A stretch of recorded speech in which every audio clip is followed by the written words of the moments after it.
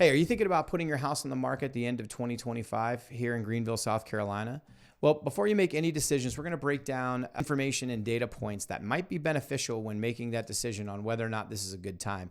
And ultimately, stick around because I'm going to tell you the number one reason why I think the second half is a great time for sellers. So let's go ahead, let's dig in. Hey guys, it's Bill Stewart with the Bill Stewart Homes Team here at RE/MAX Moves in Simpsonville, South Carolina. And we are at the end of summer. It's the 29th of July. My wife and I are getting our kids ready for school. My oldest is going to be a senior in high school this year. My youngest is going to be a third grader. And so we're getting all the things, whether it's backpacks, lunch boxes, pencils, pens. We've got meet the teacher next week. We got to walk through, the school with my oldest next week.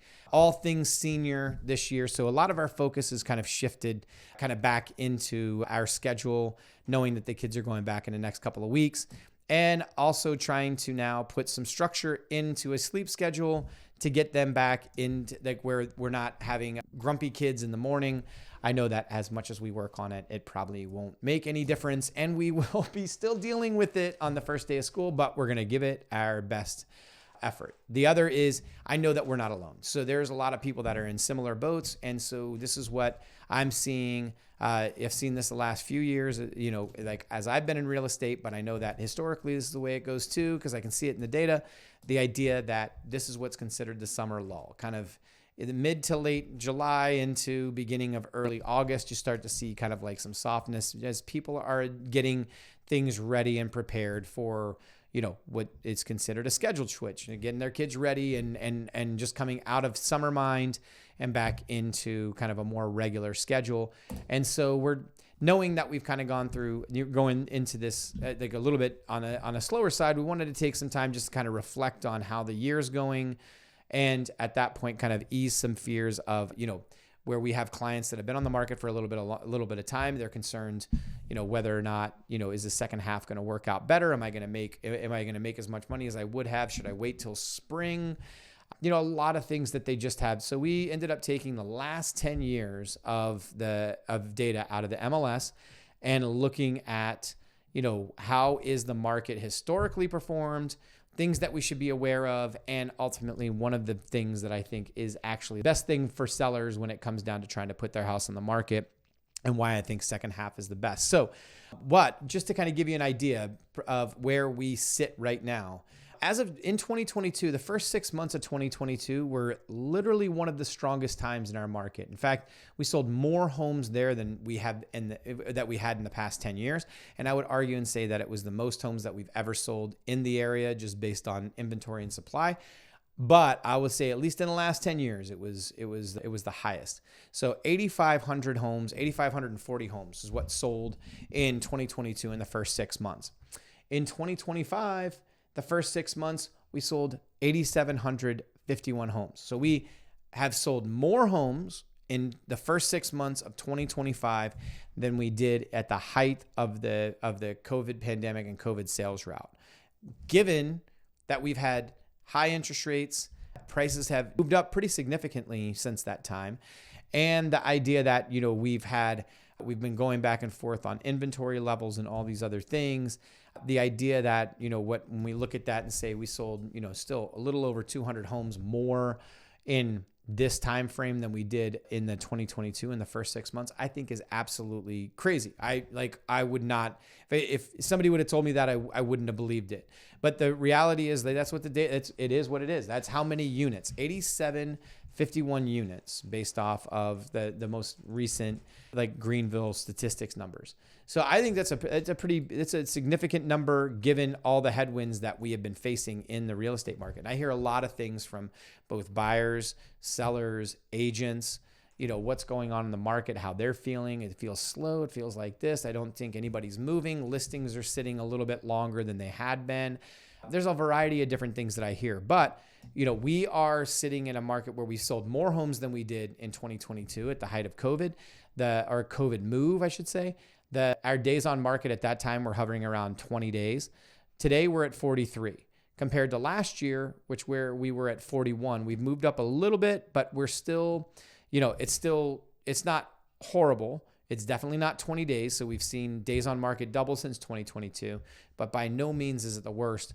In fact, within the 10 years, in that 10-year time frame, we've had days on market as high as 120 days. So the idea that we're like moving into what it's still what I would consider a seller's market, in that we have under 5 months worth of inventory, even though we saw an explosion of inventory hit the market. 40% more inventory hit the market this year compared to last year. So obviously we've fueled the market with a lot of inventory, and the market has, adjusted accordingly. We've actually seen home prices increase year over year by 4%. So you add more inventory to the market, you would think that that more inventory would then at that point like dampen some of the activity and bring prices down, and it definitely did not. So it's not that we're seeing huge increases. We're coming back into what I would consider, this is a historical year over year growth in real estate, somewhere between 2 and 4%. So we're definitely on the higher side of that. But we're not seeing 8 to 10% where it's becoming super heated. And so interest rates are definitely playing a part, but our market is still very strong and very healthy. So, when we start comparing first half of the year to second half of the year, well, in the past 10 years, second half has outperformed first half pretty much every year except for one. And that was 2022 in August, when interest rates started to climb. We went from high 2s, low 3s, and interest rates more than doubled over the course of 6 to 8 months. In fact, it persisted. They started continuing to make increases even into 2023, but it had a significant impact on the second half of 2022 because buyers were like stunned. Like very fast change in market conditions that at that point buyers waited to see whether or not they would come down. And here we are 3 years later, and we are still sitting at interest rates at or slightly under 7%.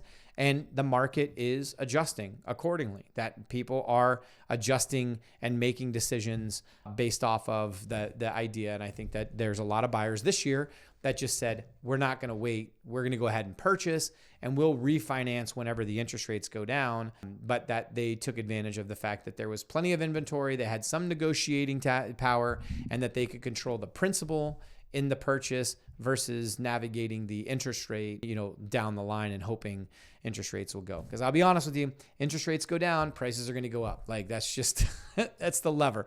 That's the lever holding prices down right now. There is a lot of demand, I think, that is still out there that they just haven't taken advantage of the market for whatever reason, waiting for certain factors to come down. But I will say, historically, interest rates dropping will only lead to, I don't think we'll have as stable a market. But when we start looking at back half of the year, like I said, only one time in the last 10 years that back half hasn't outperformed. Now, I want to put that as a caveat. January is one of our lowest months, and it's typically based on contracts that were signed either in late November into December. So at that point, January is kind of a representation of the holiday market in around December time period. So you see where an average across the board is somewhere between 1,300 to 1,400 homes sold every month. January in general is significantly impacted just because of the fact that the market is a little bit distracted, obviously, with all the holidays. And whether it's not necessarily due to lack of demand or lack of inventory. A lot of it has to do with just a lack of time availability, that things are going on, social events, kids are out of school, the concept that even, sellers may be doing something, not having availability in their property, buyers, the same thing, and even agents. I mean, we're humans too. So, I mean, there's a lot of times where in the holiday, as we get closer to the holidays, availability of your agent may start to slim down. So I would challenge and say that it's more like, it's not the market that is suffering. It's just the circumstances in and around the market that are playing on that. But then again, in the first half of the year, you also have April, May, and June, where you're selling 30% above the average units per month. And so it all kind of balances out. And I think when we look at back half of the year, what you see in the back half of the year is that there's not quite as many peaks and valleys. It's kind of more flat, more steady. And so at that, the idea that the buyer demand is about the same. Like in general, I don't see much difference in terms of overall buyer demand. In fact, last year, for the first half of the year, we averaged somewhere around, sorry, I'm looking at a spreadsheet. We averaged about 1,333 transactions in the first 6 months of the year. In the second half of the year, we averaged right around 1,408. For a complete total of the year, the average was 1,371. So you were above the average in the back end of the year, both on the total year average as well as the average compared first half to second half. So I think that you're seeing that demand itself does not wane as drastically as what people sometimes believe. The other, and this is the most important part, and this is where I would say this is kind of the main thing that I think people miss. You start to see inventory coming off the market. In fact, we had 6,200 like available homes for sale at the end of June. I pulled up MLS earlier before we got on this to do the video. 5,700 single family homes that were available. So we're already seeing 500 less available units compared now than we did at the end of June. And that will persist to a certain degree. Now, what you will also see is that you'll see less listings coming to the market. So, where like in the height of the summertime, we were 2,600, 2,400, 2,500. Last year we saw that it went from 2,200 down to 1,800, 1,600, 1,500. So you have less inventory moving off the market, you have less new listings coming, and you have the same amount of demand that's hitting the market. So when I'm talking to sellers right now, which is, I know it's a little bit weird over these last couple of weeks, but I would hold tight, and here's the reason why. One, you want to play in a market where you're playing with 40% more inventory? Would you rather be in an area where the demand remains the same, but the idea of the choices drop by 35 or 40%? And the answer is obviously you'd want to play in an area where there's less supply with the same amount of demand as you had in the summer. And that's really I think that's one of the biggest key pieces of information that a lot of people miss, is that they assume that the market's folded up and they're going, but buyers are buying in every month.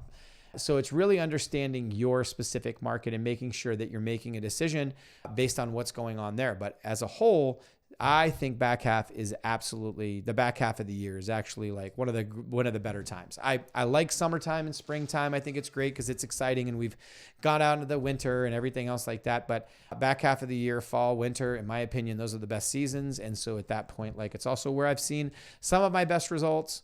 And I think that is something that home sellers and honestly buyers need to understand too, is, this is a good time for them too. So if you have any questions, or you're curious to know kind of like what a strategy would look like, or you want to know specifically the data in and around, say, your area, your home within whether it's in a radius or whatnot, feel free, reach out to me. You can get me by text, email, phone number. My contact information is in the description. If you got any value out of this video, I would love it if you would subscribe and like this channel. And then at that point, like, we could continue to engage together. So, and if you have any questions or comments or anything you'd like for us to analyze moving forward, feel free to drop that in there. We'll be more than happy to answer those questions. So I hope that you guys are having a great week and look forward to speaking with you soon.